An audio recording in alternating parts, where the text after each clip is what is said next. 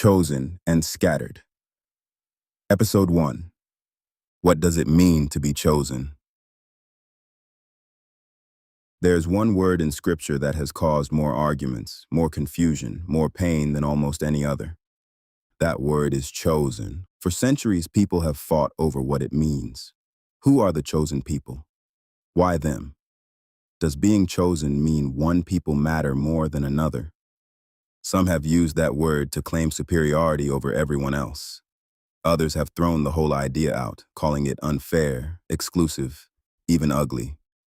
But before we let culture, tradition, or modern politics tell us what chosen means, we need to go back to the only place that can actually answer the question: the Scriptures themselves. So let's ask it properly. What did Yahuah actually mean when he said, "A people were chosen"?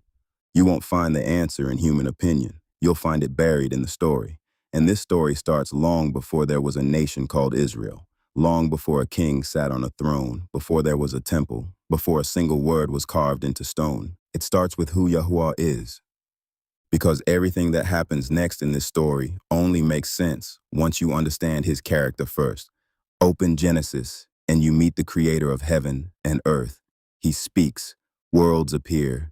He forms a man and a woman in his own image and gives them the one thing no other creature gets, the chance to walk with him. It doesn't last. Adam and Eve fall. Violence spreads across the earth like wildfire. The flood comes. Babel scatters the nations. Over and over, humanity turns its back on the one who made it. If the story stopped there, it would be a tragedy with no ending worth telling. But it doesn't stop there. Yahuah doesn't walk away from what he made. Instead, he does something nobody was expecting. He starts a rescue plan, and he builds it through covenant. Here's where most people get it wrong. When you hear chosen, your mind probably jumps straight to privilege, special treatment, favoritism, being picked first for the team while everyone else watches from the sidelines. That's not what the Bible shows us. Look at who Yahuah chooses throughout Scripture, and a pattern emerges. Noah is chosen, not to be admired, but to preserve life through the flood. Moses is chosen, not for comfort, but to lead a nation out of slavery. David is chosen to shepherd a people, not to sit back and enjoy the view. The prophets are chosen to speak the truth, often at a cost that would break most of us. Every single time, being chosen isn't about receiving honor first. It's about receiving a job. To be chosen is to be called. To be chosen is to be trusted with something. To be chosen is to belong to Yahuah inside a covenant that means something. And that brings us to one man, one ordinary man whose decision to obey would end up reshaping human history. His name was Abram. Genesis 12 holds one of the most important moments in the entire Bible. Yahuah speaks to Abram and says, "Get thee out of thy country, and from thy kindred, and from thy father's house, unto a land that I will show thee. And I will make of thee a great nation, and I will bless thee, and make thy name great, and thou shalt be a blessing. And I will bless them that bless thee, and curse him that curseth thee, and in thee shall all families of the earth be blessed." Read that again slowly. Yahuah doesn't choose Abram because he's the most impressive man alive. Scripture never says he earned this through some incredible achievement. The whole thing starts with Yahuah. He calls. Abram simply answers. And notice something easy to miss. This promise was never just about Abram. Through him, all the families of the earth would be blessed. From the very first moment of this covenant, there's a universal heartbeat inside it. Yahuah isn't picking one man so he can shut everyone else out. He's picking one man so that his blessing can eventually reach every nation on earth. The story keeps building. In Genesis 15, Yahuah promises Abram descendants as numerous as the stars scattered across the night sky.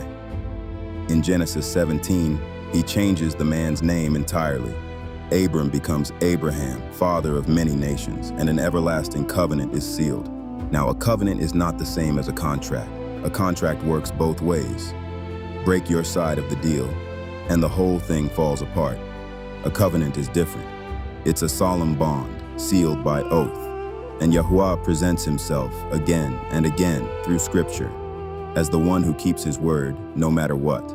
His faithfulness doesn't rise and fall with circumstances. It's rooted in exactly who he is. That covenant becomes the foundation for everything that follows. Years pass. Abraham has Isaac. Isaac has Jacob. Jacob wrestles all night with the messenger of Yahuah and walks away with a new name, Israel. One family becomes 12 sons. 12 sons become 12 tribes. A nation is being born right in front of us. But here's where we need to slow down and get this right. What made Israel unique was never their military power. It wasn't their wealth.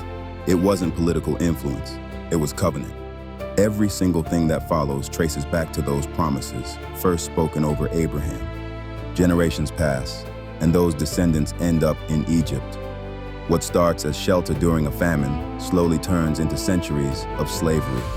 They cry out, and Yahuah remembers his covenant with Abraham, Isaac, and Jacob. He raises up Moses, and he brings his people out with signs and wonders the world had never seen. The Exodus isn't just a rescue story, it's covenant, remembered.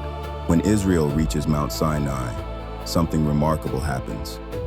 Before the commandments, before the tablets of stone, before a single instruction for worship is given, Yahuah reminds them of what he's already done for them. Exodus 19 records it like this: "Ye have seen what I did unto the Egyptians, and how I bare you on eagle's wings, and brought you unto myself. Now therefore, if ye will obey my voice indeed, and keep my covenant, then ye shall be a peculiar treasure unto me above all people. For all the earth is mine, and ye shall be unto me a kingdom of priests, and an holy nation." That right there is one of the clearest explanations in all of Scripture of what chosen actually means. Israel is called a peculiar treasure, a kingdom of priests, a holy nation. Holy simply means set apart. To be holy is to belong to Yahuah, separated from the ways of the nations around you, so that his character can shine through your life instead. Now notice something Yahuah says right in the middle of this. All the earth is mine. Choosing Israel doesn't mean the rest of creation belongs to someone else. Everything already belongs to him. But within that creation, he sets one nation apart for a very specific purpose, a priestly purpose. A priest stands in the gap. A priest represents. A priest serves. Israel's calling was never simply to sit back and collect blessing.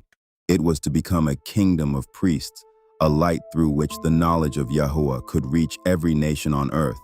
And that changes everything about how we should read this word. Being chosen was never first about privilege. It was about purpose, and it was never first about rights. It was about responsibility. It was never first about receiving promises and walking away satisfied. It was about living faithfully inside the covenant Yahuah had already established.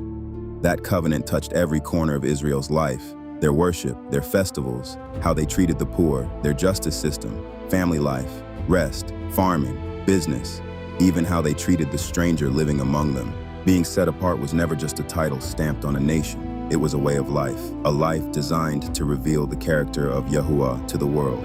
But here's the question that changes everything. If Israel was chosen to be a kingdom of priests, what happened? How did a nation called to shine become scattered among the nations? How did the people entrusted with the covenant lose their kingdom, their temple, their homeland, and for many, even their identity? And perhaps the most important question of all, did Yahuah abandon his covenant, or has his plan been unfolding exactly as he declared from the very beginning? Because the story of being chosen doesn't end at Mount Sinai. In many ways, that's where the real story begins. The covenant would be tested. Kings would rise and fall. Prophets would issue warnings that went ignored. Empires would march across the land. Jerusalem would burn. The people would be carried away into exile. And a nation that was called to be set apart would become scattered across the ends of the earth. Yet even in judgment, Yahuah never forgot his promises. Long before these events unfolded, he declared that scattering would not be the end of the story. There would come a day when he would gather his people again, not because they deserved it, but because he is faithful to his covenant. And that promise changes everything, because if Yahuah always keeps his word, then the question is no longer simply, what does it mean to be chosen? The question becomes, who are the scattered, and how does their story connect to the world we live in today? That's where our journey takes us next. And what you're about to discover may challenge everything you've ever been taught about Israel, covenant, prophecy, and the unfolding plan of Yahuah. Like and subscribe so I can create part 2, because the story is only just beginning.